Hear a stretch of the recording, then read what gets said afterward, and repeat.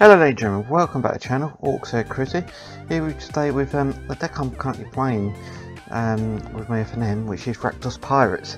So basically this was sort of, got this similar idea off the Random Wrap, but I've actually modified it to my own sort of style.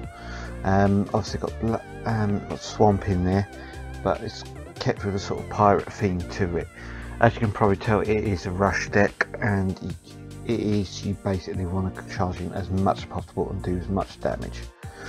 So without further ado, we'll go straight to creatures, which is 4 of Bowmat Curry, which is 1 mana. It's a 1/1, has haste. Whenever it attacks, exile top card of your library face down, then pay 1 red, discard your hand, sacrifice it, and then put all the cards with Bowmat Curry in your own hand. Very good start turn card. Start building that card draw. When you start running out, sacrifice it and then get some handy cards in. It's in there purely for card draw within it, but for what it's worth, it is very handy to keep in the deck. Okay, so moving on to the next creature, which is 3 Rigging Runners, which is 1 red, 1/1, first strike, and its raid ability. Whenever you enter the battlefield after you've attacked the creature, you get put +1/+1 counter on it. So really you want to attack and then play this in your second main phase. Make this a 2/2. Very handy for what it's worth. Fact is, it's got first strike as well. I'm tempted to run 4 of these. The only reason I run 3 of these is because otherwise I'd have too much 1 mana cards, unfortunately. The next one I run is Direfleet Captain, which is 1 black 1 red. It's an Orc pirate. It's a 2/2. When it attacks, it gets +1/+1 until end of turn for each attack for attacking pirate. So by the time you've got this out, you should have plenty of pirates on, and you can make him swing really nicely. So essentially, if you've got 2 pirates out, it becomes a 4/4. Very handy. The reason I have 4 of these because it can do a lot of damage very nicely, and for its low mana cost, it is very handy. Next one I run, which is 2 of, is Phantom Fleet Captain. 1 mana 1 blacks, 2/1 pirate, a menace. Whenever it attacks, if you control another token pirate, you may pay 2 if you do create a 2/2 black pirate token with menace. Very handy. You can create lots of tokens. The only reason I run 2 of these is because he's very susceptible to removal very quickly, so it's something you need to keep in mind when playing this. I am tempted to move this up to 3 when Bowmat Curry phases out, but at the moment I'm going to keep 2 of these. Next one I run is Karazev Starship Raider, 1 mana 1 red, legendary creature human pirate, 1/3, first strike menace. When she attacks, she creates 2/1 red monkey key, and that's tapped and attacking, and then exile that token at the end of combat. Very handy. You can do a lot of damage. In fact, you can do 3 damage with her and the monkey. And the fact she's got first strike on menace, if you can put some greater damage, she can be very powerful. So the next creature I run is Captain Lannery Storm, which is 3 of, 2 mana 1 red. She's a legendary human pirate, 2/2. She has haste, and whenever she attacks, you get to create a treasure token. And then whenever you sack a treasure token, she gets +1 until end of turn. Very handy. I've seen a lot of damage be done with this. I've once had 4 treasure tokens from her, and sacked them and managed to kill the person very nicely. Very powerful.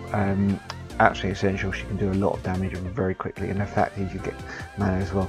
You can use the mana for combo in like shock and lightning strikes as well. Next one I run is Ruin Raider, which is 3 of. It's 2 mana 1 black, an Orc pirate. There's a raid at the beginning of your end step. If you attack with a creature this turn, reveal top card and then put that into your hand, and then you lose life equal to its mana cost. So it's basically reverse Bob for standard. Very handy. Only thing you need to keep an eye on, it can do some damage, but the fact is, because we're running very low mana in this deck, it will do very little damage to you. So that's it with the creatures. The other, for planeswalkers, I run 3 Chandra Torch Defiant with 2 mana 2 red. I run her because she's an excellent control card, and the fact is you can generate 2 mana or blow up anything with it. She just has that sort of flexibility with her, or alternatively you can sort of exile top card and then use that to attack someone. For spells, I run 4 shocks, 2 damage to target creature player, very handy for knocking any annoying low rate creatures. 3 abrades, use that 1 mana 1 red, use that to either do damage to target creature or destroy an artifact. And then 4 lightning strikes, good for dealing damage to a player or killing a quite powerful creature. For land wise, I run 4 Dragon Skull Summits, 6 mountains, 4 Ranumat Ruins, 1 Scavenger Grounds, 4 Sunscorched Deserts, and 5 Swamps, and that rounds out your lands up nicely to 24. So for sideboard, I run an extra Scavenger Grounds for against anything for graveyard, 2 Duresses just to get for control games, just to get rid of any annoying spells or anything, 1 Harsh Mentor sort of for any abilities like high Walking Blister or things like that, 1 Dispossess just to get rid of stuff like Godfarer's Gift and everything, Lost Legacy to get rid of sort of like Scarab Gods and all things like that, Rampaging Ferocidons 2 walls.